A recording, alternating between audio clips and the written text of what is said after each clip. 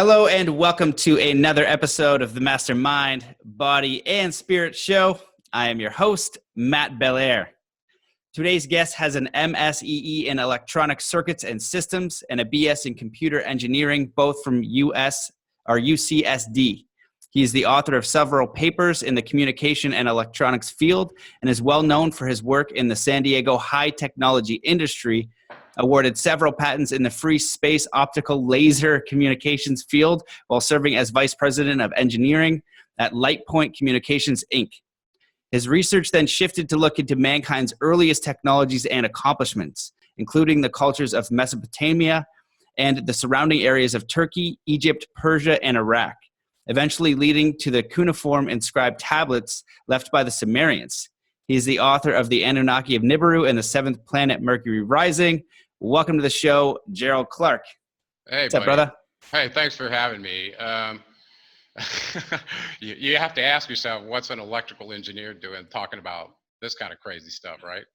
Yeah, well, we touched base a while ago. I'm excited to have you on the show because your background is diverse. You know, I picked up right away. You're really smart. You're working on, I don't know, like shooting protons through a wall or like something crazy for IBM, and then you shift, into ancient technologies. And, I just got back from Egypt with Nassim Haramein, and there was some electrical engineers there, and they were talking about the materials and things like that. So Wow. So you went to Egypt with Nassim Haramein? No kidding. Yeah. I'm jealous, just so you know, because I actually want to meet him. He's a very, actually one of my close friends is a big fan of his. And he's off in Bali. I think you might have seen him on my Facebook page where we did the Decoders of Truth, the Anunnaki series. Remember Zechariah Lang? He's a big fan of Nassim Haramein's. And I never got to meet him. I was in Hawaii. Somebody told me, go meet Nassim. And I don't know. It's like our paths keep going like this, but one of these days. Yeah. It would have been great to have you there. For me, I read. You have such amazing content on YouTube, and I've seen some of your interviews, in depth with Rex Bear, just mind blowing. So I get to kind of observe in Egypt people like you piecing together, like, what the heck? How do you move a 200-ton laser cut stone? What is the function of this? Why is it on a plateau with different stones? I didn't even realize that they had the casing stone that was a different material. So yeah, I think they were granite. The outside was granite, and the other stuff was different stones. But yeah, it's amazing, huh? So you got some good pictures and some videos and everything while you were there? Okay. Yeah, I got some good pictures and videos, and they're going to be releasing something too. They brought a film crew, and he was talking about the arc crystal. So it was pretty mind blowing. Do you want to give people like a little bit about your backstory and like how you got into this? Because I think it's fascinating. And then I know you have a lot of depth, so just take it wherever you want to go and what you feel inspired to talk about now. Okay. I've told the story a lot of times, but maybe each time as time goes on, you go through different filters, and you might see a different venue that you could present it and not tell it exactly the same way. So we did this off the cuff today, so hopefully that'll happen. It was a very circuitous path to the Anunnaki for me, or finding out about this. I was raised religious. I actually was raised to be in a discipleship program where I was actually the one who was at the lectern. Okay, that's how in depth they drew me in before I was even 17. So I kind of had a lot of hurdles to overcome in terms of what the truth was, and I was always about the truth, actually. And as a young person, I had thoughts about things that I didn't realize were very deep and that would lead me to electrical engineering eventually. And one of those was to differentiate between the self and the not self. In other words, what's the energy part and what's the meat host part, and how do those two work together? Just in simple terms. And I know you're an athlete and you understand there are various layers of knowing the human body, right? A physiologist might know it from all the Latin names and its parts, but may not understand the feeling of being in that body when the tensors and the flexors are being pushed to the limit, where you find balance on a snowboard or a bicycle, riding on the side of a cliff with mud, all those kind of situations you could find yourself in as a triathlete, for instance. And so in that space, I bumped into a guy who had discovered structural integration, led me to it. I had a kid who had problems. I went to learn how to do it, to share it with them. One thing led to another, and I met somebody who had read the same kind of stuff I had. And it turned out he was kind of a mystical guy in Hawaii. And I respected him. I was one of those people. I didn't take things that weren't scientific from other people if I really didn't have a relationship with them, trust with them. I had to prove it to myself. So I was kind of hard headed that way. And one of those was he stumbled on. He was always into structure work and things like this, and he was reading esoteric stuff. And one day, the idea of him talking about a colloidal solution of gold that he was taking and what it was doing to his meditations and stuff. I was like, wow, really? What are you into? And one thing led to another, and that in my readings I had discovered in Lawrence Gardner's book, which one was it? The Genesis of the Grail Kings, where he was talking about the find at Hathor's temple, where they had discovered quote unquote starfire gold in that underneath one of the stones in the floor. It was this white talcum-like powder. They had pictures of the priests and the attendees making it into conical little bread cakes, like a Hershey's Kiss kind of shape, and then consuming this thing. Okay. And we're like, well, what is this? And one thing led to another. I read David Hudson's patent, trying to put some meat on the bones of what is this stuff that these people were making. Because you realize Hathor's temple is on Mount Serebet El Qadim, which is what the locals consider Mount Sinai. Well, this is where Moses had the encounter with Yahweh and supposedly got the 10 Commandments in Exodus 32:20, right in there. So this was a trip to me to read this in Lawrence Gardner's book about starfire gold. And all of a sudden I'm like, well, who's this Hathor? And I'd been to Turkey and I'd started to look at the Hittites and what was going on at Göbekli Tepe. And they're like, who were these people 9,000 years ago? And I'm starting to put all the pieces together, right? Well, when I discovered Lawrence Gardner and Zecharia Sitchin and Eric von Däniken and all those guys, I was actually fascinated. It stopped me from writing my book on ancient technology, and I looked into everything they had written to see where I should land. And because of that, I didn't land. Okay, let's be at the place where we're presenting cuneiform tablets and everybody's going, yeah, you translated it right or not. No, I didn't want to be at that place to start, because I saw what happened to everybody who had an ancient text that was trying to present it as a translation. They got the axe, right? Oh, it doesn't say that. Oh, you got this one wrong, so the whole thing's wrong, like that. Well, that's ridiculous. Okay. So anyway, I got George Smith's book, and it was called The Chaldean Genesis, and he wrote this in 1871. And he was actually one of the archaeologists that went to the Middle East and went to Nineveh and these various sites and got cuneiform tablets, brought them back to the British Museum and started decoding them.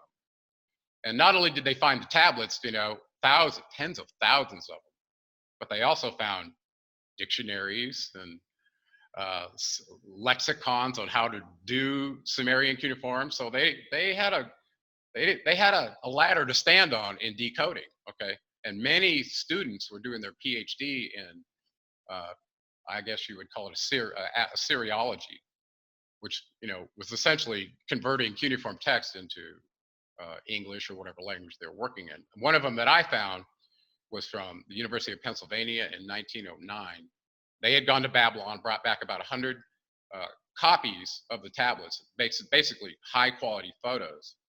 And then they took those and the students were decoding them as part of their PhD projects to see what they say. So I looked at all these disparate sources and I finally realized I could go with the online version from the University of Oxford, who's taking these digitization of these cuneiform tablets and giving them to people online. And these are highly credentialed scholars, including people like Stephanie Dalley, who wrote the myths from Mesopotamia. And so I started there, and this was research for me, Matt, for a while, and not thinking it was going to go anywhere, but leading me to how did they do this advanced technology stuff? And the next thing I find out is the stories of the Sumerians believing that, hey, these Anunnaki that came here, that's what they called them.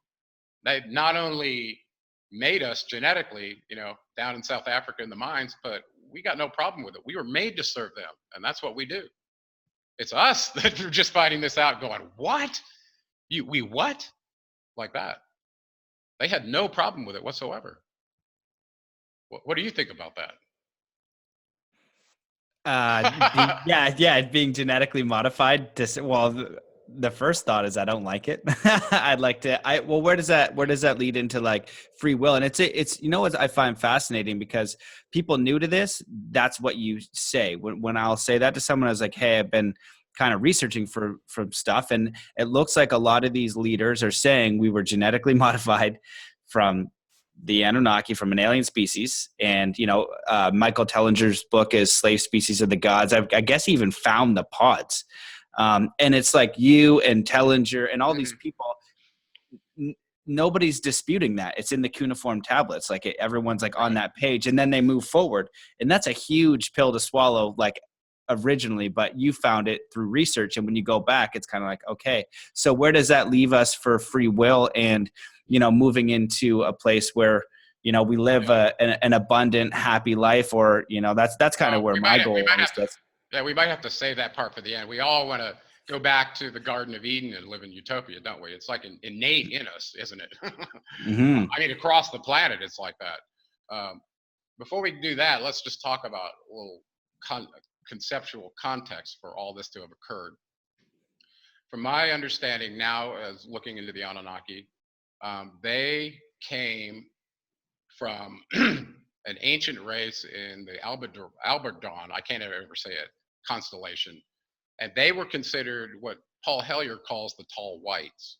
Okay, these are the Nordic blonde looking species that were quite tall. They had a long history before they ever got to be called the Anunnaki. Okay, they apparently were involved in what's called the Lyran Wars. They were dispersed to an area. They ended up taking part of the galaxy for themselves, which included multiple areas, including the Pleiades, or the Orion constellation, and the Draco, I believe, Alpha Draconis. So these were grouped together, and the beings that came from there were eventually called the Anunnaki, but they're a mix of races, okay? This is the crazy part. Part of the races there were apparently Alpha Draconis. They were the Dracos that we have pictures of, the devil with the tail and the horns. Well, apparently they look like that, and some of them have wings and can fly. As amazing as that is. So this is where the story started coming up. Well, the Anunnaki must be reptilian. Well, it actually goes back to their original source in the threat briefing document that I released, wherever this person got this information. Their original race had reptilian blood. Now, does that mean they look like a lizard? No. It means when the sun hits your skin or your pineal gland, that it can regulate the color of your skin, and you can take in energy from the sun and convert it into your energy as a biological species. That's a really great thing, don't you think? Everybody should want that. Like if you're out hiking and like, I don't have a granola bar here, dude. I'm gonna have to stop and get some sun because I need some energy. Well, that's what they have the ability to do. I think it's an incredible advanced tech thing for a biological species, a meat host, to be able to do that if you can take in light and produce energy. Imagine it could sustain you for a very long time. So I personally would like that. So when I hear people go, well, the Anunnaki are reptilian, I'm like, well, okay, well, I want that. I used to really like lizards and things as a young person. And I was fascinated how they could change their color and go dormant for a long time, not eat. I mean, they were just, what a survival species, So that being said, let's be generic about who the Anunnaki are. They're a ancient astronaut race of galactic colonizers, and they didn't do it just to this planet. Okay, I'm talking all over the galaxy.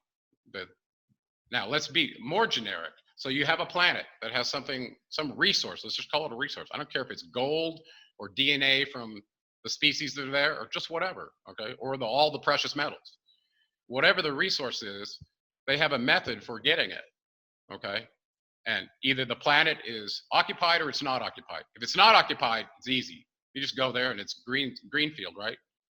But if it's occupied, they generally avoid going to war, these advanced species. They don't just go in and go, here's my big club, I'm going to bash you the head and take your resource. They don't do it that way.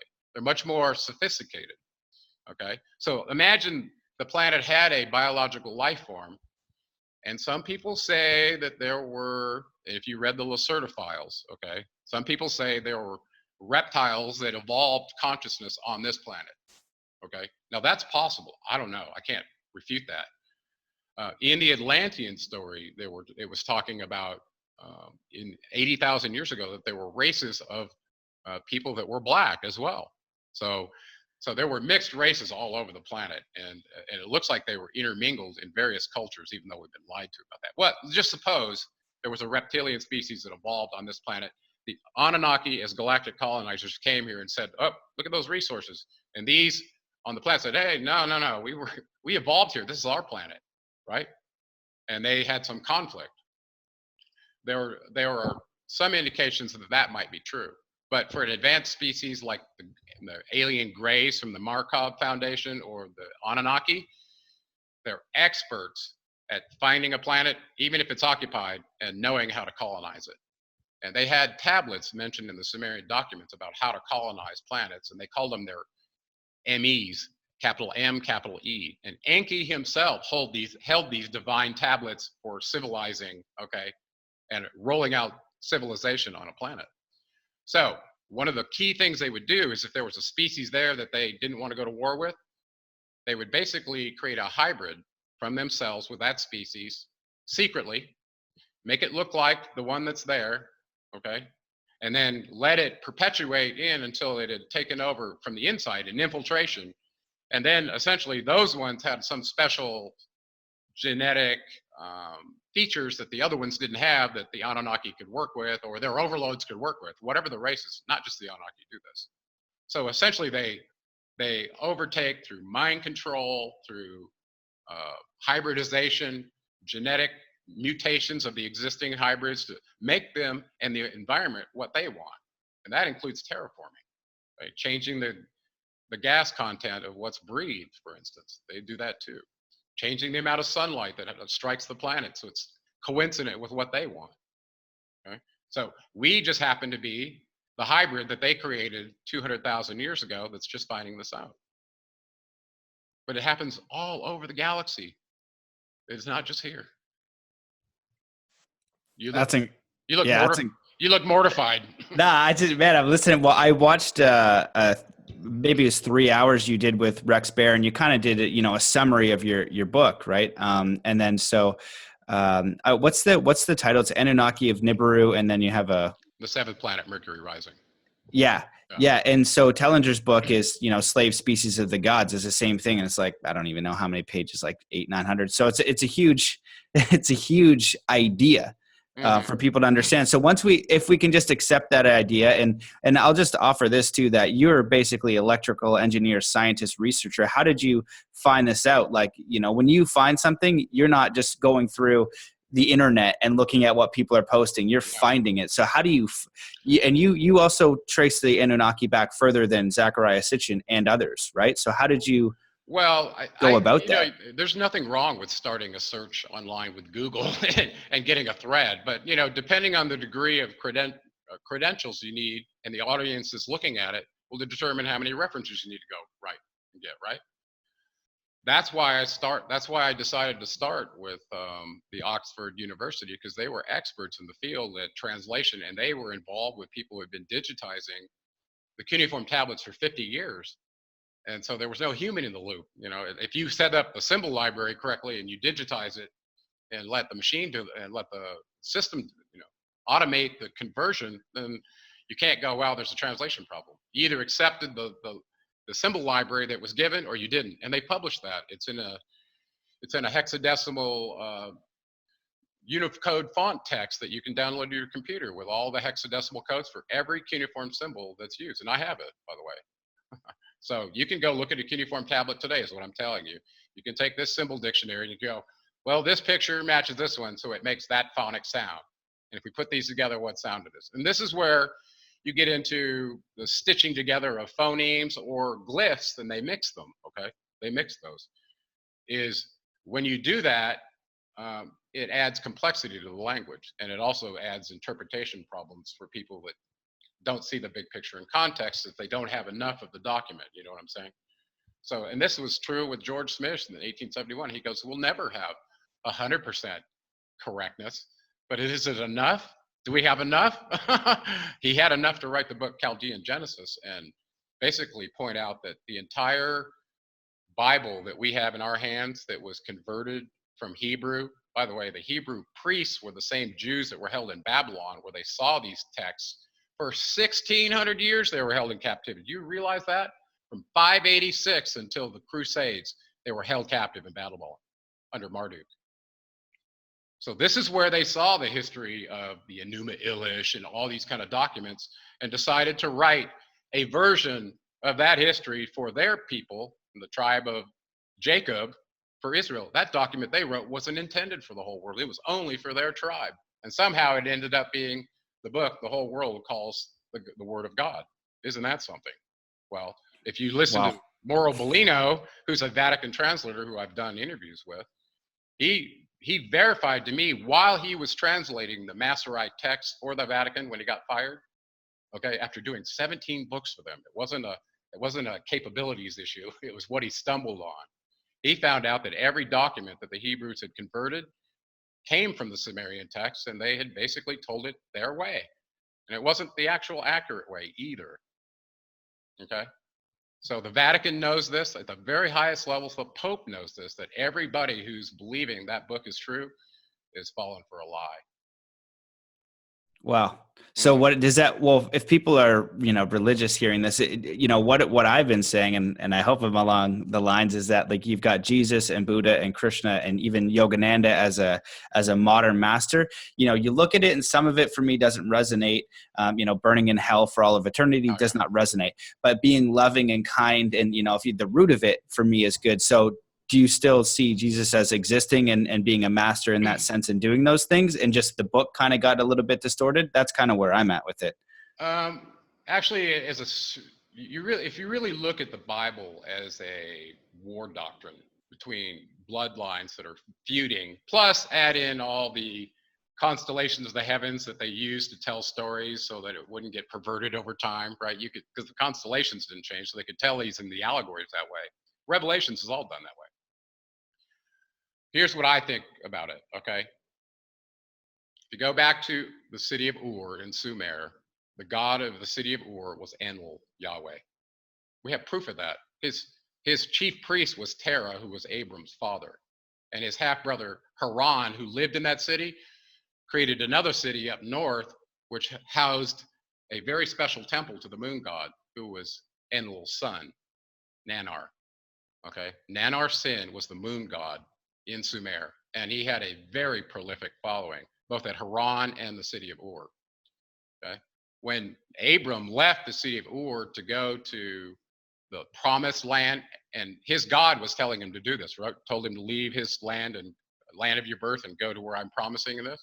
Well, this was Enlil in the city of Ur asking his general, who he groomed Abram, to go up to Haran. He took a whole caravan, and they were supposed to go into an area that he was now purging because it was occupied by the offspring of his half-brother Enki. Okay, so I won't go too deep into this. So the land that Abram was being told to go get was occupied by his half-brother's offspring. These are the Canaanites, the Phoenicians, and in particular, the most important one that was on the list, okay, there were 2 kids of Enki's that were in that region. And once the casting of the lots happened in Africa in the Atrahasis Tablet 1, Mesopotamia belonged to Enlil, Yahweh. Marduk went up and stayed in Babylon, okay? And the king of Salem was Melchizedek. That was Thoth, okay? He was in that land when they took over the Temple of Zion. It was actually a mountain fortress under the king of Salem, which is now called Jerusalem, which was Melchizedek. Okay, this same being, Melchizedek, if you read the incarnations of Jesus, I don't even like to use the word Jesus because that was a made-up name. His name they used was Yeshua, but he had other names too, okay? He had other names because he was a multi-incarnate being. And this goes way, way back in time to when this being made a deal with the cycle masters on this planet to be the spiritual teacher in many incarnations. okay, including Buddha, including Melchizedek, including Enoch, and several others, okay? Okay, so he's mankind's teacher, but he shows up in bodies, but he's still the same energy. And one of those names was Ningishita in the Sumerian accounts, and he was the second born son of Enki. This is where I made the connection to Thoth in Egypt and what happened in the ancient biblical story about Jesus being born in Bethlehem and all of that. Okay, well, here's my take on that. Down in Egypt, Thoth had already made his deal with Poimander in the ancient document, the Divine Vision of Hermes. Okay, Hermes was another name, and Mercury were other names for Ningshita, Thoth, Melchizedek, Buddha, all these names. Okay, and he tells you as much. He's had thousands of incarnations. Well, in this account, he basically committed to not going back and leaving this dimension and staying here and teaching us. So in Atlantis, he left, ends up in Egypt, sets up the mystery schools along the Nile, 12 of them, right? That was Thoth, the same Thoth as Thoth the Atlantean from the Emerald Tablets, okay? He did not change his name. Well, this Thoth was the same one who was in Sumer, who we called Ningshita, okay? And there were some documents to show him actually interacting with the king of Judea, where he's handing him a cup with his symbols on it. And he's the one with the symbol of the caduceus, okay? Just so you can gotta get this being nailed down. He's the one, let's just call him Hermes with the caduceus, okay? That's who everybody knows from the Greek gods. It's him, okay? Supposedly written 35,000 books, including the book of Enoch and all these other ones, okay? And all the alchemy books that are just fantastic. Well, by the way, he was listed in the book of Enoch as teaching the science of antimony to the people. And now that you know that antimony is used, or stibium, it's an earth element, stibium, antimony is mixed with gold when it's smelted to create this white talcum powder, right? So he was teaching this to these people in the book of Enoch, and this is why they were held, they were fallen angels for doing that. Well, no, they weren't. He was teaching them ascension principles of alchemy. So bottom line is, Thoth was bringing higher consciousness to people by contract with Poimander through his mystery schools in Egypt, and a little up in Mesopotamia, just right up in Levant is his area, did not want that. As a matter of fact, his Roman Empire was occupying that land when the story of Jesus came to fruition, right? The Pharisees were there, their temples, which means the Jewish priests, and then you had the Roman oversight through their governorship, even though they had done this amalgamation of what they considered religion at the time, and included the ancient Christian or the Christian figure of Jesus in that new religion, giving him birth on December 25th. That's ridiculous. This is clearly the sun god ritual of December 21st and the 25th, right? So they amalgamated all this. Well, Thoth, I believe on behalf of his father, he was sent to Egypt to wake up the hairy barbarians on behalf of his father Poseidon from Atlantis in the first place. The next step was to make an incursion into Enlil's territory to wake up the slaves who Enki created, that were being used barbaristically under the Babylonian Talmud with Marduk, and also with Enlil, who was doing child sacrifice as well. They were both doing it, right? As soon as according to Thoth, as soon as you're doing the rites where the blood and the rituals are performed, dark entities from a lower dimension can be brought in and occupy those bodies. Okay, this is the story of Moloch in Bohemian Grove. That's what they're doing, and these are the Dracos. Okay, and they like children. They eat them as dinner food.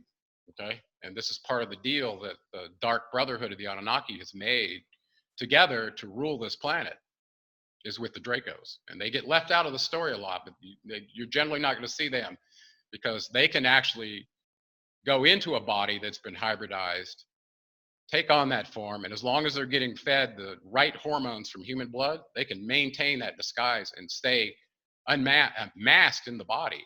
And this is where the movie They Live comes into play. And that's frightening because, listen, Thoth tells you this from the Emerald Tablets, that this is true, that this serpent race was brought into this dimension to seek out all leaders in authority and take over their bodies, and they lose their soul and it saps their life. He says that. I'm not saying that, okay? Well, look around you. Is that not the truth? Is that not what's happening? Tell me I'm wrong.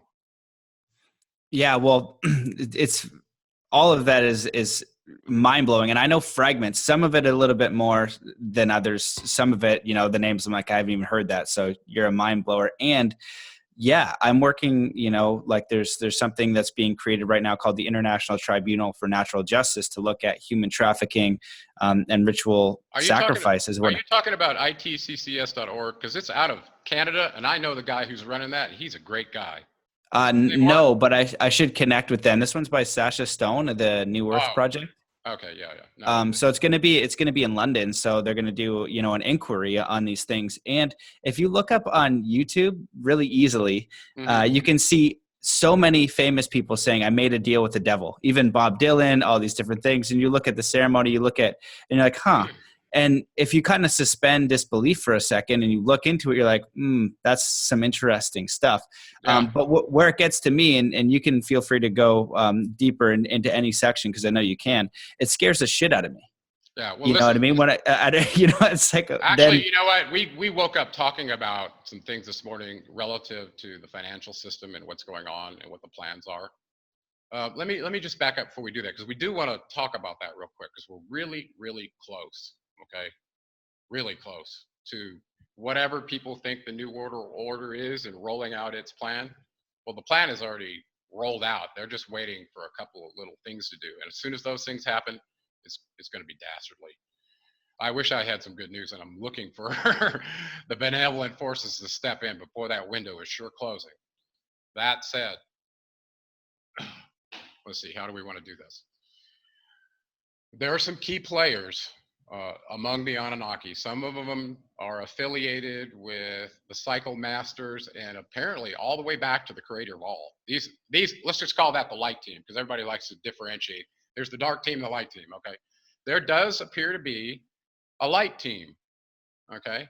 And we know some of the players that are on that, and I believe Enki is one of those. And he's mentioned in the Alien Roswell interview as being part of what's called the domain forces. And I believe this is a galactic coalition or an alliance that truly is connected to the creator of all. They operate on galactic justice that has legs, that is real, not what we've seen in being told this is justice. I love this quote from Ishmael, by the way. This was the gorilla who gained consciousness in the book. I don't know if you've read that book. He's looking around, he's assessing mankind's situation, our cosmogony and our laws, and he goes, well, clearly man doesn't know how to live, because if you did, your laws wouldn't be changing all the time. And you think about that, it's like, well, yeah, there were laws in Atlantis, and contrast, were on pillars of stone out in the public, and they never changed. 2 pillars, that's it. Not thousands and thousands and thousands and thousands of laws like we have. So anyway, let's talk about who the devil is. Who is it? I don't know. Well, in the Bible, we get shown this red-haired, reptilian-looking, scarly-faced thing with a tail and holding a pitchfork, right? Well, that's our concept of the devil, right? Turns out the Draco don't look too much different than that, but they're not holding Enki's trident pitchfork either. So, in the Bible, Enlil as Yahweh warned the Jews, and I just checked on the New International Version, maybe other versions. He warned them 33 times to stay away from Baal. Don't you go worshiping Baal. Makes me jealous. I even included it on the 10 Commandments, right? Don't have any other gods before me, including Baal. Well, who was Baal? I just told you there were 2 of the Anunnaki remnant family that were the opposing clan that were in that region. Melchizedek was one of them. He got out. He left. I think they left by sailing vessel, like the Phoenicians, right? They were great sailors, but they left after the incursion from Yahweh's army. Okay, so that was the fall. That was the real fall of Jerusalem and that genocide that happened there. The other one that was in Babylon, that was Marduk. Marduk saw himself, whether it was true or not, as being the avenger of his father. He had no business being in Mesopotamia, especially not in Babylon. Hold on a second. that was Enlil's assigned territory. So he was there to confront Enlil from day one. he wanted to be the chief deity. He believed, as the son of Enki, the firstborn son of Enki, he believed he was in line to rule. And the fact is, my genealogy table shows him as the son of Enki and Damkina, his wife. That means he was not in line to rule, because they have to be born of the father and the half sister, and according to Anunnaki law, to be in line to rule. So Thoth and Ninurta, these were the two sons of Enki and Enlil that do seem to have been in line to rule. Ninurta was born of and he was known as Apollo in Greece, so you can get your finger. Apollo Ninurta was born of Enlil and his half sister Ninhartshog. Okay, that's Enki and Enlil's both their half sister. She's Ninmah, also known as Isis. So Ninurta truly was in line to rule from the Enlil clan. Okay, and Enlil's clan, if you go to the Olympian gods during the Greek era, they were the same gods, by the way. They were dominating the entire Council of 12, or almost all of Enlil's kids. It was surprising to me to even see Hermes on the list, because he was, at that point, Hermes was the son of, according to the Greek legend, of Zeus and Maya Majesta, who was one of the females off the island of Atlantis. So he was always playing this genetic avatar who was right in between the Enlilites and Enkyites, it seems to me. And maybe that was done for a reason, because he was the messenger after all, right? Maybe he ran liaison between the two families because he was both. I don't know.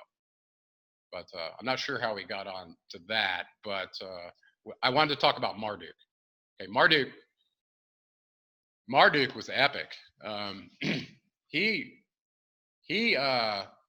being in Babylon in 586, like I told you, they were going back and forth fighting with Jerusalem. So Yahweh was fighting Marduk even then.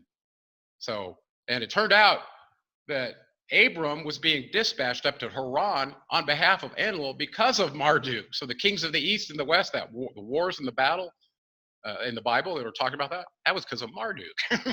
And Sitchin wrote a really great book called Wars of Gods and Men that details some of those battles that took place. And then you can go back to the Bible and see that it matches what happened in these pyramid wars, if you will. And it's quite epic. But guess what? By about 2000 BC, or just a little before that, I think I want to say it was 1680 BC or something like that. It looks like, in my records, 1587 was the last passage of Nibiru. Okay, every 3,600 years. So about 1587 BCE, it looks to me like that's when the passage was. Well, right about that time, we saw a nuke go off, okay, in the Middle East and the Sinai Peninsula, especially because that's where the Anunnaki had a spaceport. So it looks like between the wars between Enlil and Marduk fighting over the control of the Bond Heaven Earth facility, which was in the Sinai, Marduk won. And here's how it happened. Apparently the nuke went off, blew up the facility. The dangerous radioactive wind that drifted up the Tigris and Euphrates area killed everything, poisoned everything. Reminds me of the Gulf War, where they used depleted uranium rounds all over with tanks and sabot rounds in that country. Do you realize that it's not farmable? 80% of that country is polluted with radiation from those rounds. That's a really interesting way to get rid of your depleted uranium, right? Go put it in a weapon and shoot it over on somebody else's territory and leave it there. All right, don't let me get too far off of that. Anyway, that they nuked Sapar, and the destruction was so bad, they all left the region. All the Anunnaki left the region. It wasn't inhabitable. Well, apparently, according to their records, that nuclear wind just missed Babylon because of how it was blowing, and Marduk was saved. And they had a meeting and said, well, the odds are that maybe by the divine hand of the creator of all, that Marduk's still standing, so he must be the one that's supposed to be there. This was circa 2000 BCE, and he took over the Lord of the Earth command on the Anunnaki Council, and had the 50 names of Marduk read every spring in Babylon, as well as the Enuma Elish, where he had changed it to make him the planet Nibiru. He changed the name Nibiru to Marduk. Did you know that? This is in their cosmogony account of how our galaxy came into, or at least our solar system came to be. is in the Enuma Elish. That's their discussion of that. Well, Marduk was very much a part of that. Okay, so Marduk apparently died in 484 BCE and was entombed in Babylon, according to the records. But what they failed to tell you was these guys, they trade bodies like they're used cars. You know, I drive this one for 3 years and then I'm going to get me a new Mercedes.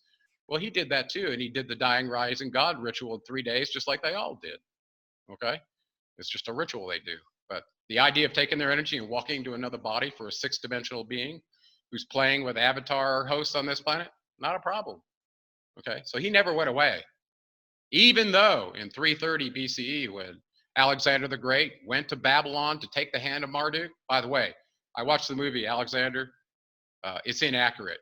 At the temple in Egypt where he went, it was the temple of Amun-Ra, not Amun-Zeus. Okay, I am so tired of people in Hollywood rewriting history to venerate Zeus.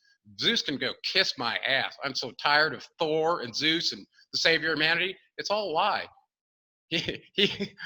Zeus is and Yahweh is one of the greatest terrorists on this planet. Ask Mauro Bellino. He even had a T-shirt made about Yahweh being the greatest terrorist on the planet. Killed more people and more genocide than anyone else. Okay, that's the truth. So I don't venerate him at all, any of them for that matter. So Marduk never went away. He was the god that Alexander wanted to take the hand of when he entered. He was apparently not there at the time. That's when Alexander died in Babylon. Remember, of fever or whatever he died of? Well, he went there for that reason, because he believed he was the son of Marduk. And he was told that by his parents in Macedonia, that he wasn't his father's son. He was a special one. Okay, so take that for what it's worth. But it's very possible, because at Pergamum is where Zeus had his temple in Greece, and Marduk was always just somewhere around, ready to go to war with Enlil. I'm surprised Enlil even got allowed to stay on the planet if Marduk took over. So that was 2000 BCE. Then, not sure what happened about the time the zodiac changed over to the age of Pisces with our current age. I really thought that Enlil was in charge, because it has his sign of his eagle and all this stuff all over the world, and he's running the New World Order. He's the god of America, and he was the god of America as of 1895, when the York Rite was infiltrated by the Christian god, who's the Roman god, who was Enlil. Okay. But that apparently has changed. And I think this came with Zionism. Okay. And here, follow me on this. In Babylon, Marduk was the chief deity. The Jews are held captive there for 1600 years. They walk away with a Babylonian Talmud and then create a Jewish Talmud based on what they've been exposed to for a long time under Marduk. Okay. A long time. Where he's been asking for their firstborn kids and blah, blah, blah, and promising them the world, and he'll teach them the Babylonian money magic, but they've got to follow the Quran or the Talmud, and they've got to follow the principles of Zion. Well, this came later, but this is all derived from the Talmud, and these teachings are based on this wisdom from Marduk. Okay, they didn't take over the monetary system for the entire world without Marduk's help. Okay. And so Marduk is the god of the Zionists. Okay, even though Enlil was the god of the ancient Israelites, those ancient Israelites that had there was only like 1% of them had any blood that even belonged in that area. We're talking about Khazar Jews who landed via Russia back into Israel, and they're running the show, and they're running America too.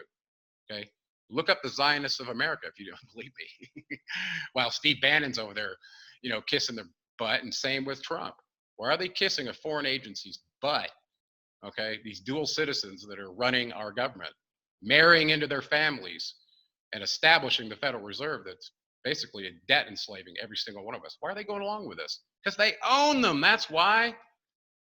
And it's been that way for a long time. So now the "In God We Trust" that you see on the dollar bill is not Enlil anymore. It's Marduk. And how you know this is go into any 501c3 church where they have a congregation and they pray. What do they say at the end of it? Amen. Right? They're giving venerance to Amun-Ra himself, Marduk. Okay? And that's by design. Listen, the Jewish principles of Zion have infiltrated every church in America. They own the government. They own the three-letter agencies. They own the banks. They own the military-industrial complex. They own every bean and bullet company that serves the military. And I guarantee you, they own every word that comes out of a preacher's mouth, because they're under contract, essentially, via Rome to the Jews, okay, the two main churches that run the world, the Mother Church and the Father Church, the Vatican and the synagogue. And that's the truth. And guess what? Marduk synagogue is at the top. Did you know that? That's Man, right. I only knew a fraction of any of this, man. Oh my God. And the problem is Marduk is so brilliant compared to humans.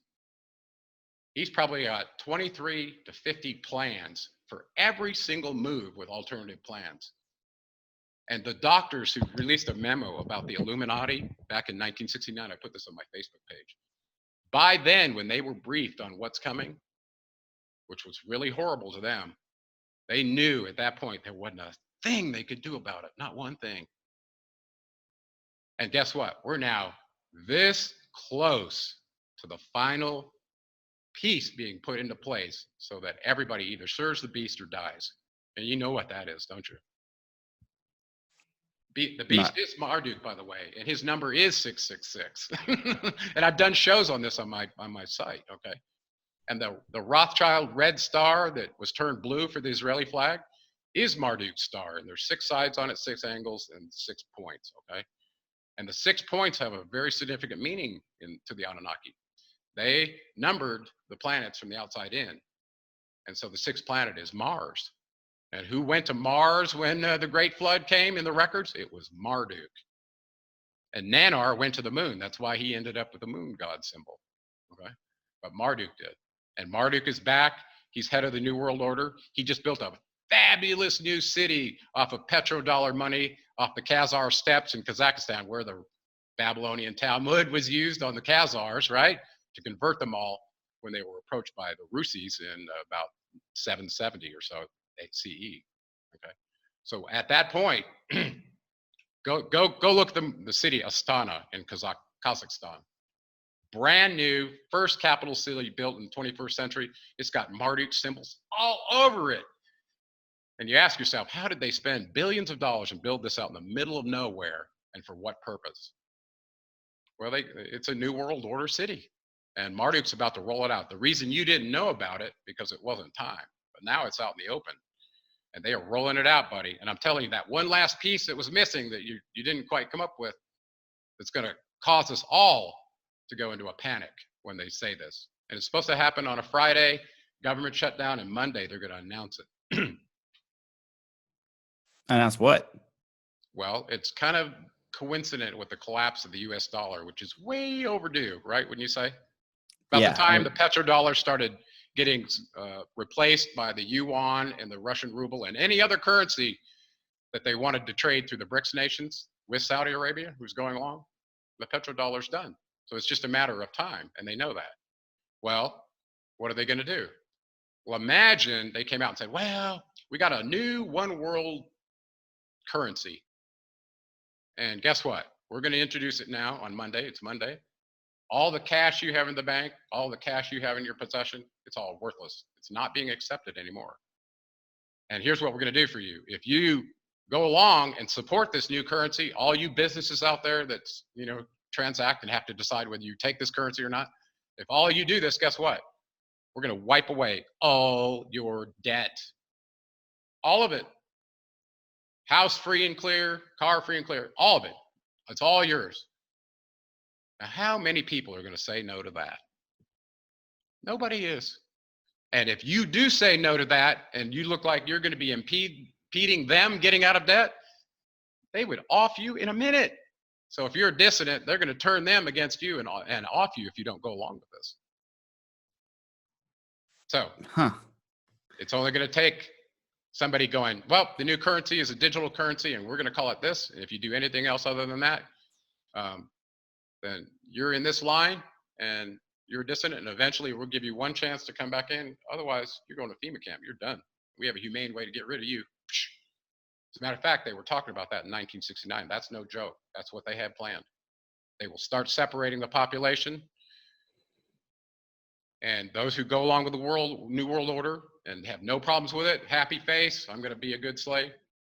You'll go along for a while, and whatever happens, happens. According to Enki, you will be enslaved for the next galactic cycle. That's 26,900 or 25,920 years until you get another shot at your avatar ascending out of this terrible system that we're in. So what he's telling you is if you go along, you're done. You've just signed up for slavery as multiple avatars for another 26,000 years. Boy, this is tough times we're living in to make some choices, huh?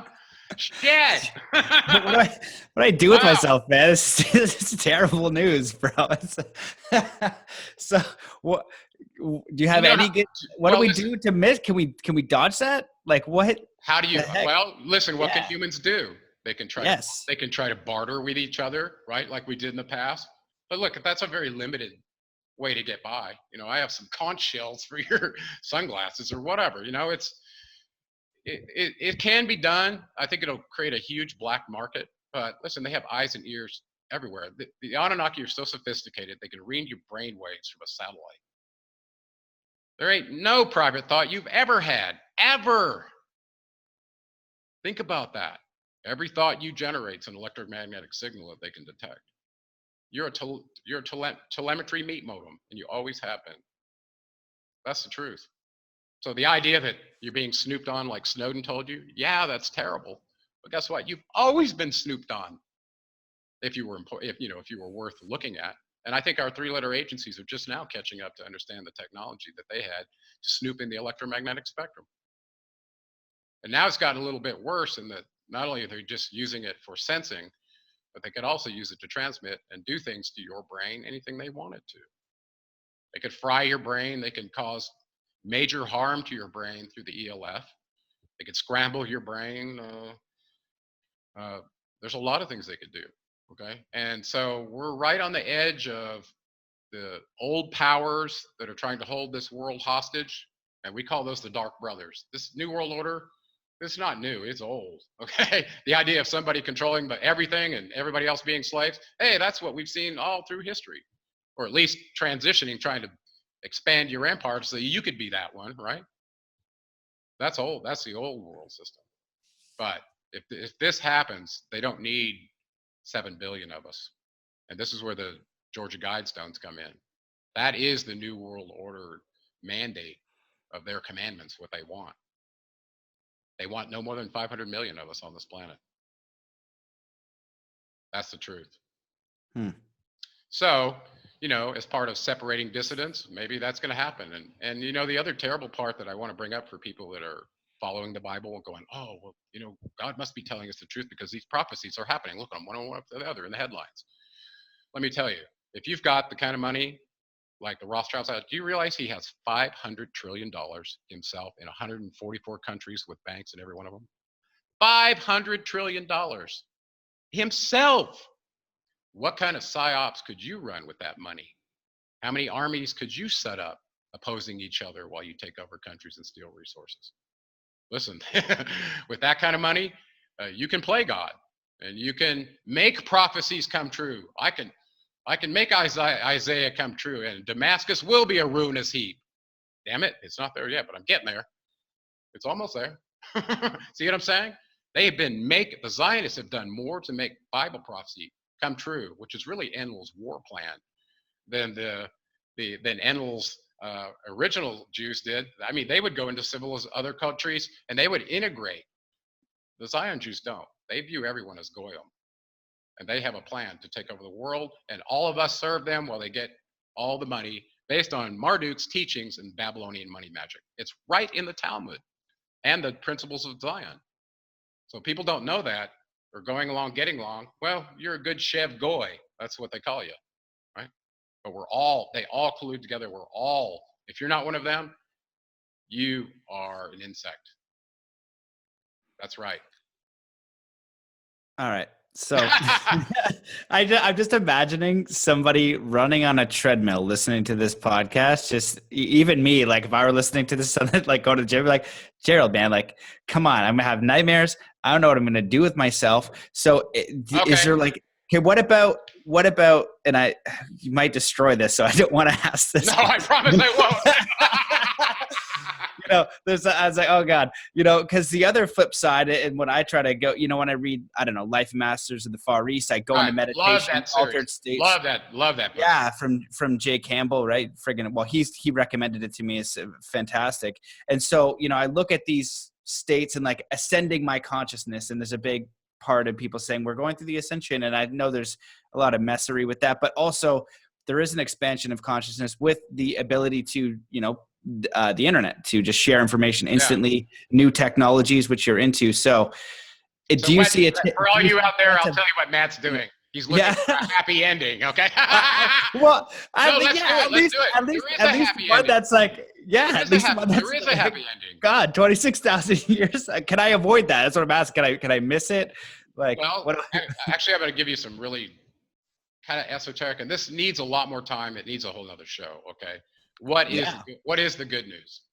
Number one, against his brother's will, Enki put a genetic seed in us whose source comes from the creator of all. Okay. It's not considered an artificial viral replicating intelligence like the soulless beings and the grays and some of them that are just an intelligence that just look to replicate themselves. They have no connection back to or any concern about a bigger picture in the creator of all. Okay. We didn't come from that. We came from a seed with a soul that goes right back to the source of it all, which is the creator of all, which is light. Okay. So this unmanifested energy, which is the infinite intelligence, the source, whatever Thoth calls it lots of different names in his Emerald tablets. Let's just call it the creator of all. That's a good one. We are from that, and he has given us in his writings what constructs were given to us so that we find our way back to that, even though we're enslaved. Okay, so the Egyptians had a concept of two energies, a ba and a ka. The ka is the energy you're born into of illusion, where you live a material reality and you don't even know that you're a spiritual being, right? You never even care about that. Okay? Hey, got a season pass the football game and got my six pack. It's all good, right? Like that. Whereas the truth is, in Atlantis, the beings that Enki was managing there under that civilization, and this is why Solon wanted to know about this, they were living what he called the goal, which was self-actualization and getting as close back to the source as they could based on where they were in this dimension. You can only go so far in this dimension. Let's talk about that. In this dimension, we're ruled by cycle masters, and apparently there are 7 of them. Even though there's a total of 9 in the whole regimen, we are assigned 7 of them. And these are called out in Emerald Tablet 6 of the false writings. Okay. They each assigned to a different chakra. So the 7 cycle masters match exactly to your chakras. And they are given the functions of controlling those levels of quantized consciousness in humans on the 7th planet. 7 chakras, 7th planet. You're starting to see the pattern here. Okay. And so as you progress, you will realize that energy that you're pursuing in this self-actualization and overcoming the illusion, when you do that, you're approaching the energy that he calls the ba. The ba energy is your infinite sun soul energy that allows you to realize this is just a game. I'm just an avatar. I'm here having a transient experience in a meat host. That's not important. I'm absolutely not afraid of dying, because I'll trade that meat house out for another one. I wonder if I have another mission. Otherwise, I'm going to hang out in my celestial hammock until I'm needed again, right? Or I'm going to be reading some more esoteric stuff I didn't have time to when I was down there on the prison planet. See what I'm saying? When you reach that level, according to Thoth and the creator of all, you're no longer playing the game, the matrix game. You're a servant of reality, and your life changes and your mission changes. And you're only a servant of light. And listen, that doesn't mean you're out to wake everyone up and change everything. You finding light in and of yourself through the masters of the Far East, through yoga, through Zen meditation, whatever it is, when you find the self and the not self are distinguished, and you focus on the not self, which is your template energy, your ba energy from the creator of all, when you find that, you're done. Your ascension's over. The rest of the time you're here is just to serve the reality that was given to you in these writings, which is light. And you don't know what light's going to have you do. It's unmanifested, right? When it hits you and decides what it wants you to do, it'll let you know then. Until then, just be happy with the now and be the best you can be as an example to yourself. I mean, you're seeking your own boundaries of your performance envelope, right? Keep doing that, but also include the energetic level and find out what you can do about that. So you've talked about that. Well, from the outside, if we're distinguishing loci of control, you've got the inside, which you think you're in control of, and the outside. By the way, there's no inside and outside, okay? That's just a dualistic way of thinking. We know that as the sun, or as our solar system migrates to the galactic center, almost sinusoidally, like a wave, that when it gets close to the center, it receives all the energy that's being pulled in that nebulous shape back to the galactic center. I mean, it's in a spiral nebula, like a pancake, right? Well, if they're in the center of the pancake, you're going to have more energy than you do outside of that, just by the nature of gravity and what it does to this material form. Okay? And we don't really know what gravity is. That's a whole other show. Actually, I've got that down to do as a premium content show for my channel. So when our solar system goes through there, it's a burning rock, okay? And it's going to go through gas and dust and crap. Well, what do you think is going to happen? You pour gas and dust on a burning rock, it's going to get hotter, right? So in terms of solar system physics, without being too simplistic, if that happens and our sun changes quanta, which means energy levels, just like you can pump energy into a system and its valence shells get all stirred up and then they go out to the next valence shell, right? The spherical boundary that's not contiguous but discrete, quantized. Step 1, step 2, step 3. And you can go to your periodic table of elements and see what those are for every one. They're listed on there, what the valence shells are. Okay? Well, if you do this to the sun and it goes to another quantized state, guess what? It's going to give off something. It's going to give off a new energy. And it's going to happen every time it goes through there until the life of this star goes supernova and explodes. Or it dies and implodes on itself and it becomes a dark star or a brown dwarf or a red dwarf, like that. So our life is very much like the life of a planet. And the sense that every 26,000 years or so, about the time when the sun is rising in where Pisces goes into Aquarius, you can see where that happens. That's where we line up with the Mayan prediction of the dark rift, which is the galactic center. Well, when that happens, our solar system is going to get hit with energy, and there's going to be massive environmental changes, which we're kind of seeing right now. And one of those I predicted in my analysis of the Enuma Elish was that's probably the place, if I had to guess, where Nibiru got stripped from its solar system and somehow got trapped into our solar system because they called it an intruder planet for that reason. Okay, so I think about the time we go through the galactic center, my prediction was that's probably the point where we ended up with this 12th planet in our solar system. Okay, well, if that's the case, we're entering that stage right now.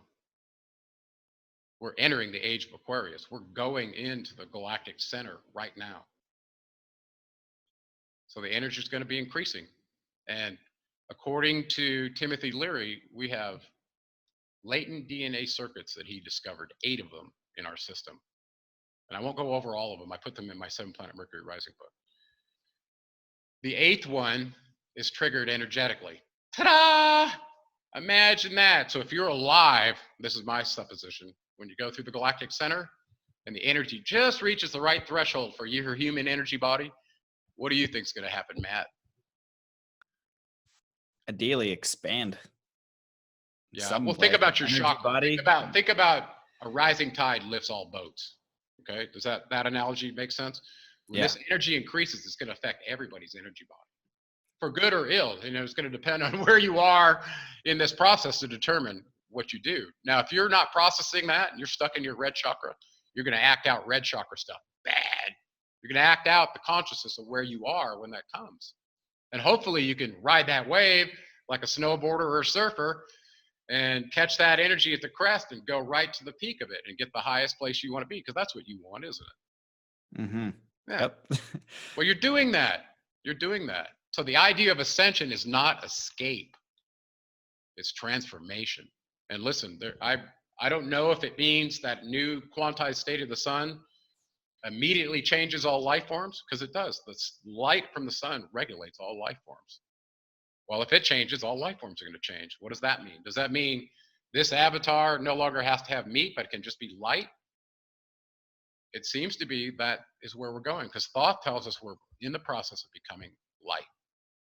And I think that makes sense to me.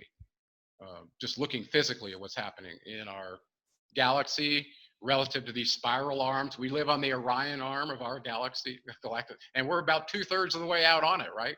Not all the way. No, we're not that close to the center. So we're taking a spinning ride on a heliacal moving sun while we're spinning around with it. So it's all moving. There's nothing stationary at all. So change comes with cyclic wobbles in our galactic center, whether it's a black hole, whatever you want to call it. Our whole galaxy has a wobble that causes everything it's dragging along with it to wobble. So this seems to be where the little sinusoidal wobble comes that creates what we call the Kali Yuga cycle, or our great year. There's a Satya Yuga, Kali Yuga. These are the Hindu names for these long wobble cycles that are assigned to who? The cycle masters. That's what they manage. They manage consciousness as a function of these large epics that are essentially caused by wobbles. Isn't that crazy? So Untanas, Quertas, Chietals, Sembetal, Goyana, and Ardal, these ones out of Emerald Tablet 6, they are the ones that Enki looks up to and the ones that Thoth looks up to and have alliances with, because they're the ones that set the consciousness on this dimension for all of us. Because there are conscious goals for each dimension, right? You're supposed to get from here to here. You're supposed to wake up from a barbarian to become light in this one, right? That was Thoth's mission. That's how he talked about the land of Chem. He was raising them to the light. Okay, that makes me feel better. But let me just throw this back at you to see where I have distortion and how you feel about it. So I've heard, about the veil, and in the Bible talk about separating the harvest, right? The harvest. So the way that I'm hearing this and the way that I've kind of thought about it myself was like, okay, ascension time, and saying like this is a critical point in history, all that kind of stuff. I've been hearing that for a long time, and it resonates with me. And so the idea I feel like you might be presenting would be, let's say the sun activates, our DNA activates, and almost like a psychedelic experience or an ayahuasca, it's all a reflection of your consciousness, your choice, your intentions, and who you are. So you take a whole bunch of acid and all this nightmare stuff happens and you can't handle it. That's like your consciousness being able to handle it in some sort of manner. Mm-hmm. So if you don't have the ability, when this high energy state comes from a reflection of your work and your choices on this planet, to kind of basically, ride that wave, to go and direct and have like an ability, have a little bit of self-mastery or awareness or consciousness to steer towards what feels good, what feels right, what like aligned to you in whatever coherent state. And if you're kind of stuck at this lower level, like root chakra, fear, anger, competition, all these things, you will then have the possibility of being stuck in this, because this is your time to get out of it. And then this would be the result of that. So it's almost, because I've heard like the worlds are fractaling even, and you're going to have one reality where it makes more sense, kind of new earthy and just at least cooperation. People are being cool. Maybe the idea of Atlantis having the rules on like these epic things that are basically, don't go shoot somebody in the face and rob all their stuff. Like, everybody's cool with that. We can agree. Cool. Let's go play some tennis and snowboard or something. And if you don't make that choice, then the possibility of riding out that flip side, the dark side of just basically running another cycle of enslavement. Is that kind of? Well, you hit on something really profound, and I discovered this kind of early on, is we don't believe that what we think creates our own reality. We don't believe that, really, do we? Some people say it and they're like, oh yeah, there's those people that the positive thinkers, and they think all that, but the reality is we do create our own reality. And in Drunvalo Melchizedek's book, Flower of Life, he talks about what happens right at the point where this energetic threshold for humanity is met, that what I would like to say triggers your 8th latent DNA circuit that was put in there by Enki, by the way. He designed you to experience this. And that circuit rewrites all your other circuits.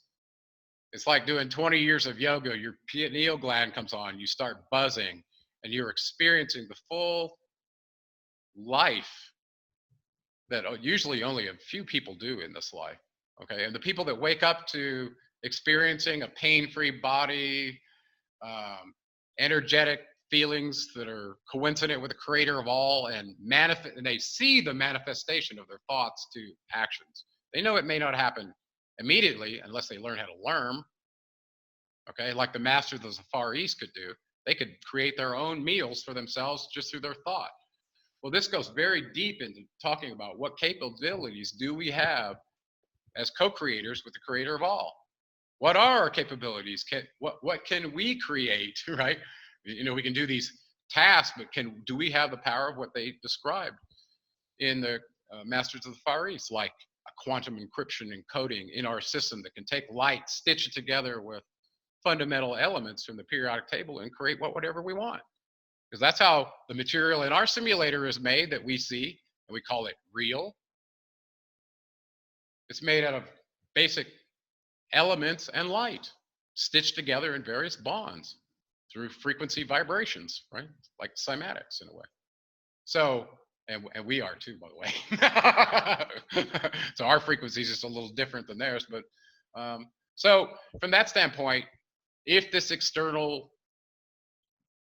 cycle of a great year, they call it a great year for a reason. I think it's because if you were alive at that time and you were exposed to this energetic change, you got to go to the higher dimensional state that you were intended to all along. And I think everybody ends up going there eventually as part of the simulator, especially if they choose that. Okay, so what Drumvallo says when we get close to that event is be careful what you're thinking. Because whatever you think right when that occurs, you're going to manifest it. He's like, okay, if you're thinking somebody's prowling around outside your house with a gun, they want to rob you, guess what? That's what's going to show up in your reality. So it's like a holodeck. You're creating it all.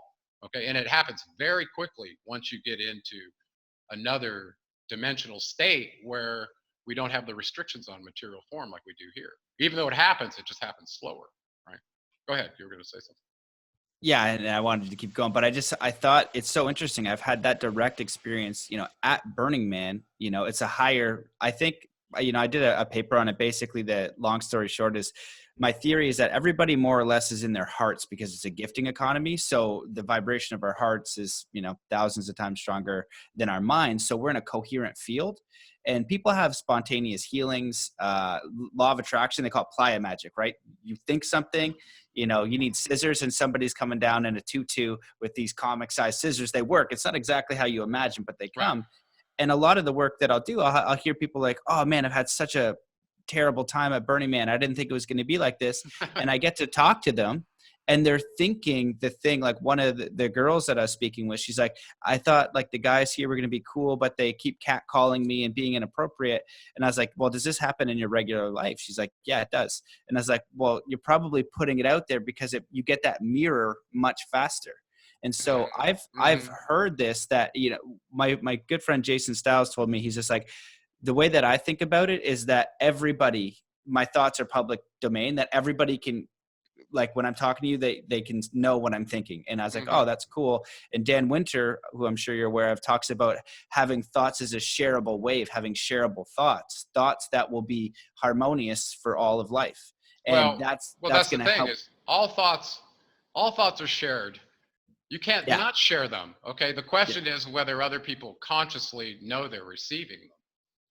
Okay. So, and when you start dealing with the Merkaba field and things like that, and expanding your own energy field, you start to realize this is real. And you walk through the grocery store, you can feel things from other people at a distance that you don't want to feel and you don't want to know about. Things like that. You know what I'm saying? So yeah. So let's go back to the idea of a happy ending here, in that the first happy thing to find out is that we were genetically designed and connected so that our pathways do lead back to the original source of the creator of all. And that we are eternal energy forms, and this is only a stop along our way. That ought to remove the sting and fear of death for people if they really could grasp that and get that. Okay? Because the fear of death is due to ignorance, and it's been used against people. The religious community has used it ad infinitum. Listen, how many religious institutions have been selling salvation and you do this and you do that, you go through these people and we'll give it to you. You can't buy your salvation. You got to Yeah, earn it. You got to earn it. It's inside, like Jesus or Yeshua or Melchizedek or Buddha, what they told you, where light meets this in your energy ganglions of your nerve complex that connects to your brain. Okay, with all your glands that go with each of those chakras. Okay, there's an endocrine system that's triggered by energetically that coincides with your energy body. That includes the pineal gland, the pituitary gland, the thymus, and several others. Okay, they're all coincident with these energy centers for a reason. They have their function that works when you're in your ka energy, right? But then they have their function that works when your ba energy is activated, and that's real life. That's the one where Noah was accused of having found life, right? The son of Enki, Atrahasis, Zeusudra. He found life. Well, it's because of this. The life that they're talking about is the eternal energy that animates us all. Okay, but if you give that up to go along with the money magic system from Marduk, his father Enki told us in an anonymous message, you will be recycled. That's how sternly he feels about it because of what his son has done, which basically is lie to the whole world and position himself to become the new world order leader after the whole field is cleared, with either Nibiru destroying it, where you don't tell everybody, or you cause a nuclear war or a pandemic, or let Fukushima keep radiating till all the algae's gone. We won't have an oxygen anyway. There are so many ways to exterminate the occupants of this planet, and they could use any one of them. So I feel like we're being held hostage a little bit right at the ascension window.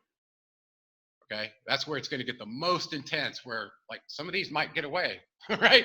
We don't want them to get away. Let's get rid of them first, right? These are the dissidents, and we're very close to that window.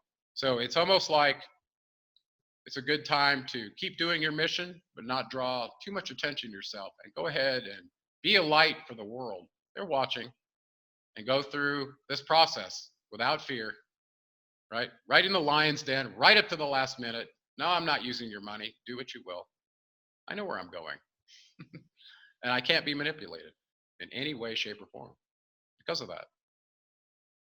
And I hope that becomes the truth for everyone else. Because the idea that we can change this reality on this prison planet, the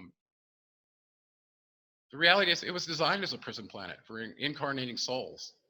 It serves its function. And you wouldn't have woken up had you not been through the prison system, would you?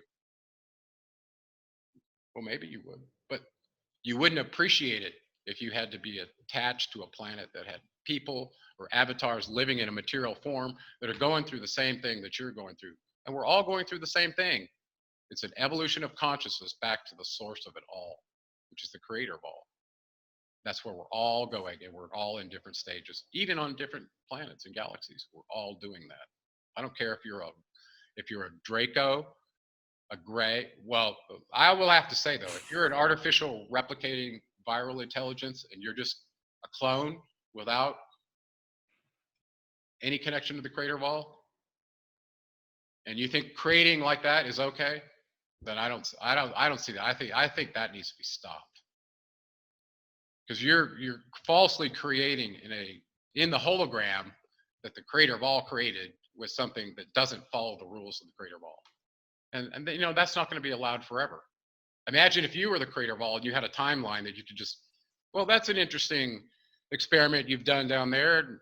I didn't authorize it, so I'm just going to put you on an infinite loop on that timeline.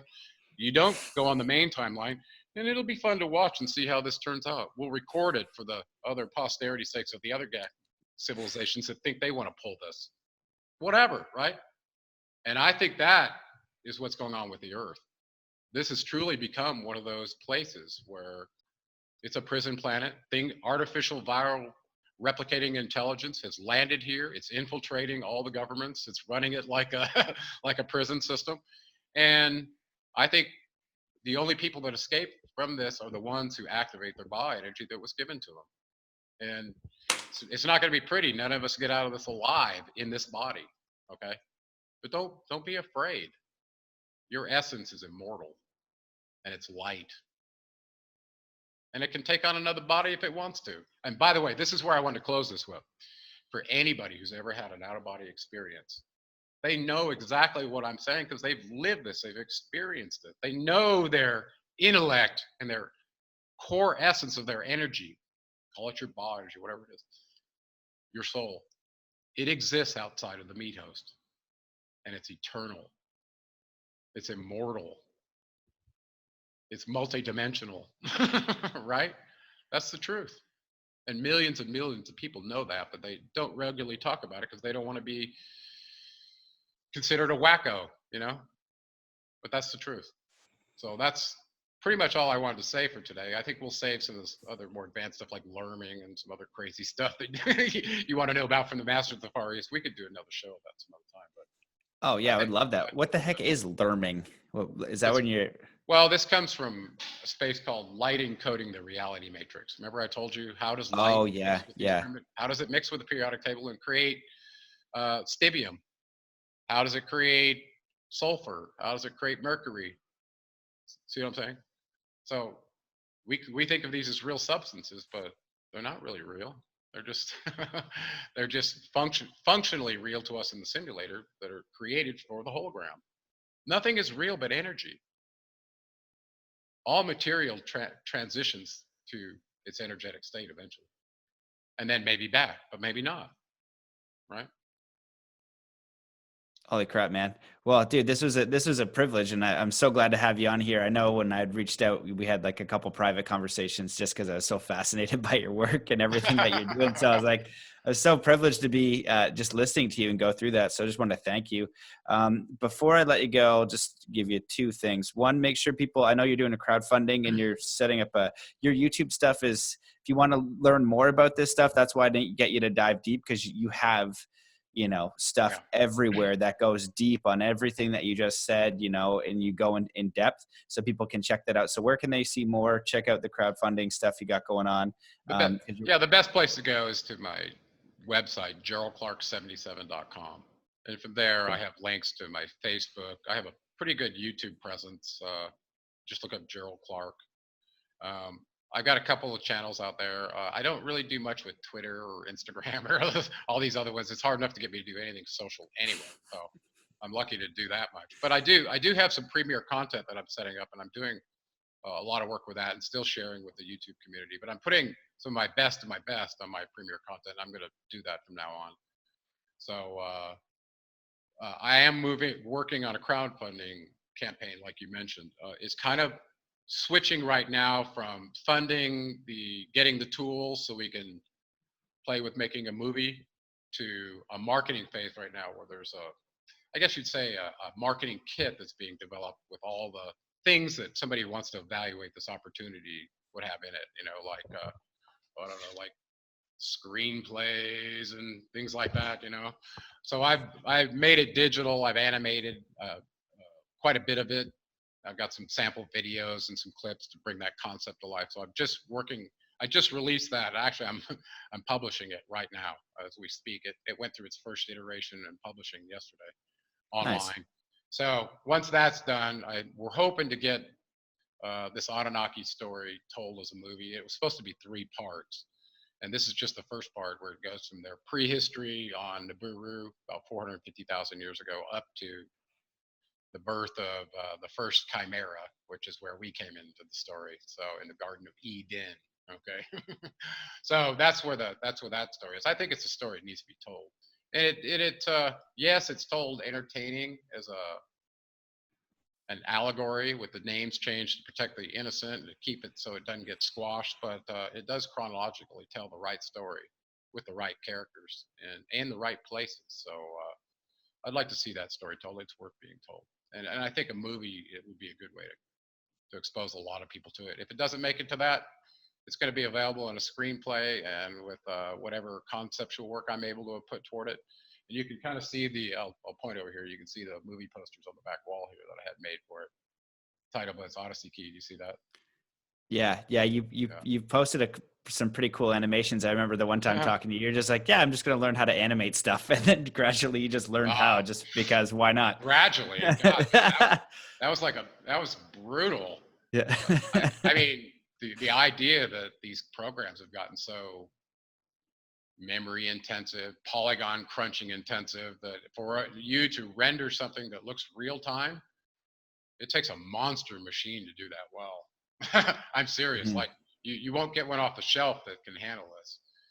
So you're talking a very specialized video card and things like that, and loss of memory, and then there's all the time to just try to figure out, how do I make this stupid avatar try to talk and move and be realistic, I kind of did it for two reasons. One, because as engineers seem attracted to 3D modeling. I don't know why. Simulating modeling.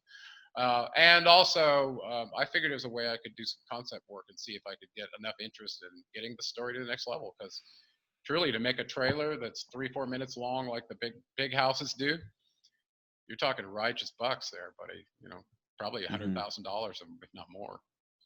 And a lot of times they're taking stuff from the movie. These are key scenes from the movie, so the movie has to be pretty implemented to have the scene sets and all that action captured. Yep. So it's kind of a deep dive to produce a trailer. But well, from even what you discussed today, like you take a portion of that and turn it into a movie, it would just be the most. It's like the Matrix on steroids mixed with Star Wars. You can have like 7 installments, 20 installments. Yeah. Imagine, not only just ancient astronaut story, but they're talking about advanced stuff like creating avatars, moving the energy in and out of an avatar, establishing latent circuits so that they can wake up, and all the shenanigans that go back and forth and and ultimately it was a battle over consciousness. One of them, slavery and consciousness don't go together well, right? Because if you've got a reflective consciousness, you go, hey, what are these shackles on my hand there? I'm digging. What's going on? So with a reflective consciousness, it's antithetical to slavery.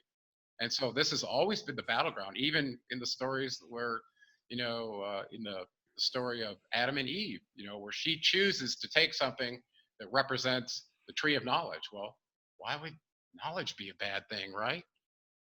Well, that's why, is because, the slave master wanted the slaves to be the slaves, had no interest in them being on the council and being peers. Okay. So that hasn't really changed from the species. You can call it racism if you want, but it's a reality. If you're a subset of this species and they're more advanced than you are, listen, slavery happens naturally in those circumstances. So it's more of an idea of how do you fit in when advanced meets not advanced. Is there a subjugation willingly or unwillingly? And if it's willing, this is where people are going to monasteries and trying to learn what the masters know, right? That's willingly. Unwillingly is they end up as the fodder in the resource gathering galactic colonization plans of this ancient race, or whoever it is. Okay, it's more than just one. According to the Soviet documents, we've had 70 to 80 races that have visited this planet, according to the KGB documents. Snap. Yeah. So anyway, we should close this out. Wait, I want to ask you one more question before we go, just because you can elaborate or keep it short, up to you. So if we're in this and all this is happening and all this stuff, well, the one thing I wanted to draw was just, crap, now I'm going down a rabbit hole of the consciousness of like your thoughts. You create your reality. So, sometimes people can get lost in a rabbit hole and it might not be, then you're kind of like dark and scared of stuff. And then it's hard to have thoughts where you feel safe and secure and stuff like that. So I just wanted to bring that up and maybe you could touch on it. But the question I wanted to ask was, well, let me do it before you forget. Okay. Emerald Tablet 6 describes a process where you can talk to the cycle masters yourself. And in that process, they guarantee you they will block the Dark Brothers, meaning Marduk and the Draco and the ones that can walk into your body. They will block them from your path. It says it right in, and you can do it for other people too. Everybody ought to do that and see what happens. Really. Awesome. There isn't any higher source other than the creator of all, and these cycle masters are their liaisons. And if he's given you a process to approach them and ask for them not to intercede anymore in your light path, why not? Right? Yep. If you call that cultish to me, I'm like, okay, call me a cult person, but because I'm doing that and it works. And I've been doing it since Thoth told me that, and I believed him. And it works. Amazing. So it does lead into my final question. What do we do? You know, what, like, if we want to kind of like wake up, because, you know, most of the people listening to this, they got a job, they're doing their thing. They're trying to navigate reality to the best they can within the effery that we have here. What's your like tips on just, you know, just I'm only going to give one. Okay. Take responsibility for your energy. And the first thing you can do to experiment with that is in 17 breaths, you can figure out how to change that. And we've just recorded the Merkaba meditation on YouTube, and I put it on my YouTube channel. In 17 breaths, you have the opportunity to wake up your Ba energy and start living a real life, not a life of illusion. Okay? If you choose to do that, your life will change. Because when you wake up your Ba energy, listen, it's like a weasel popping its head up into a different dimension. Other entities are watching that dimension and they initiate you, or they're going to pop you back down if you're not ready. So if you're doing bad things and you think you're going to go be a light being, that doesn't work. Okay, you're going to have to purify your consciousness and subjugate your ego if you want to play this game, right? You know that, I know that. That's the two requisites to having an alchemical initiation experience. You can spend your whole life. You can spend your whole life doing that. But if you do the Merkaba in 17 breaths and you commit to doing that, and if you have to do it every day for 2 weeks, do it. It only takes 5 minutes. See what happens.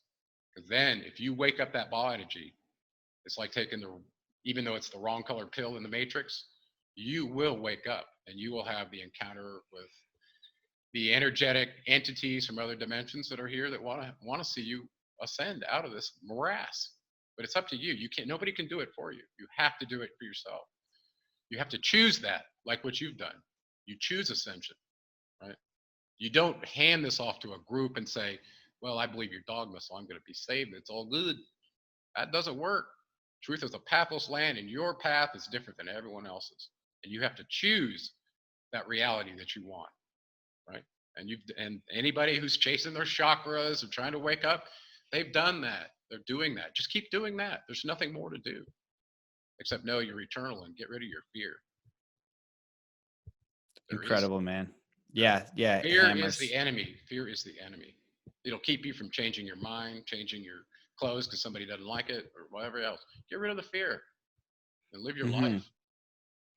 Yeah, man, that was really amazing, powerful, beautiful close. The only thing I wanted to add on to it, because I thought about it before, is like the simplicity that you're sharing of just the searching and seeking is like 2 levels of consciousness. And one is freedom and ascension. And the other one is kind of like, say, just, are you looking to, you know, wake up and is it more? Not every seeker becomes a finder. Okay. Everyone's running around. Honest seeking. Looking out there. Let's go to Tibet. I got to go study in India. No.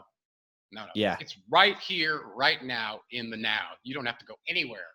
Okay. Yeah. And in the Masters of the Far East, and actually the Lost Teachings of Atlantis, he talks about find universal consciousness right here, right now, where you are. It's not out there. It's right in here. Find that first. And then wherever you go, whatever. It don't matter. Doesn't matter. You take yourself everywhere you go. So that's just my 2 cents on that. So, but you can be a finder as a seeker, but I see a lot of seekers be seekers their whole lives and not finders. Yeah. Go in. It's here. That's what that's what that teaching says. Yeah, man, it's been a privilege, my friend. I hope to have you back. You're welcome any day, anytime. I just definitely tell people to check out I'm going to do your meditation actually right as soon as we jump off. Yeah, actually it's recorded with Krista. Krista does the vocals on it. And I gave a little link in there. You go like 3 minutes and 45 seconds into it because she gives instruction first, but you can go right to it. And it's less than 7 minutes. You'll be done. Yeah. And I heard it was like 17 seconds to affect energy, like to become the creator force. I don't know if you've heard of anything like that. 17 seconds of direct pumping it out, then that's what it takes for us to kind of filter through and get that charge going. Yeah, well, we modified it slightly. I got involved in something called rebirthing way back when I was studying sacred geometry, where it talks about connecting the breath. And once I did structure work and realized you're activating the Ida and Pingala nadis in your sphenopalatine ganglia, that's where that energy is happening. So breathing through your nose with this meditation is very important. If you just try one thing, if you just hyperventilate real quickly through your nose, not your mouth, until it starts burning, and then hold your breath for just a few seconds and then let it out. Watch the state change you get in your energy, okay? Because what you've just done is changed the blood gas mixture of your body and activated the energetic sphenopalatine ganglia up inside here, where actually it leads to your third eye, but it's actually up in your nose. Well, this is part of what we do with the Merkaba, is breathe in 7 and out 7 through your nose, okay?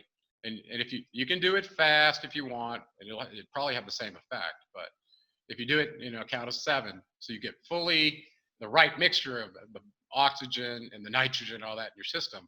When you do the pauses, they're not long pauses, less than 10 seconds, and you experience this energetic change as a function of your breath. It's very powerful, very powerful. So I hope you like it. Take some notes for me. Let me know what happens for you. And if you get good at it, you may want to teach it to people, because it is a one thing that you can do to help get people in touch with their energy body. Also, things like reading The Power of Now and understanding that the body gives you access to the now as one of those portals. Just paying attention to your body, like, how does your back feel right now? How does your head, your neck? Do you feel right with gravity? That's another entrance into the now. So those are other things that you can do. And then we can get way more advanced into learning energy body equations and structure work and starfire gold and all that kind of stuff. But the reality is, I think we're approaching that window very shortly. I mean, very shortly. Like, if I had to guess, in the next 5 years, I think it's going to happen. That's amazing to know that's happening in our lifetime. So I think you got very little time to think about getting your energy as far as it can get, your chakras as high as they can go, because in the next incarnation, you're going to get to go the next step farther. It doesn't end. There's thousands of steps back to the creator of all through the evolution of consciousness. So think about that. So there's a lot of work to do. It's all learning, but it's worthwhile. It's worthwhile, especially when it comes to differentiating the self from the not self, because that's where all the religions come to their junction point, is that place. Right.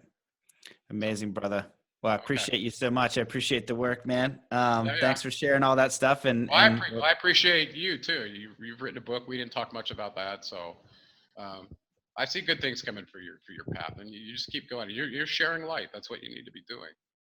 You're serving reality by doing that, because there is no other reality. You're not of the delusion that you're going to be able to change everybody and wake everybody up, because that's not the truth. You're having an experience, you share your map, you enjoy sharing the map, and hopefully some people get benefit for that. They don't. Listen, how many people do you think Jesus actually encountered? They're the being that was, that we call the Savior, right? How many do you think he actually encountered with no internet, no telephone?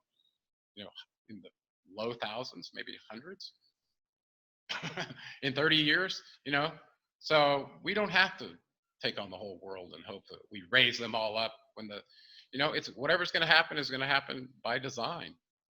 And a lot of it has to do with Enki's design for us, which I still think is pretty fascinating. So with that said, I want to say on behalf of all the people watching this on Seven Planet Broadcasting that you all know and have heard all this stuff. So support Matt and support all the other people that are on light missions, because they're not here for the money. Right. Thanks, man. Okay, brother. Yeah. Hey, let's say bye to everybody and go take a break. I know your bladder's probably ready. Peace out. Yeah. Take care. See you guys. You good. Bye.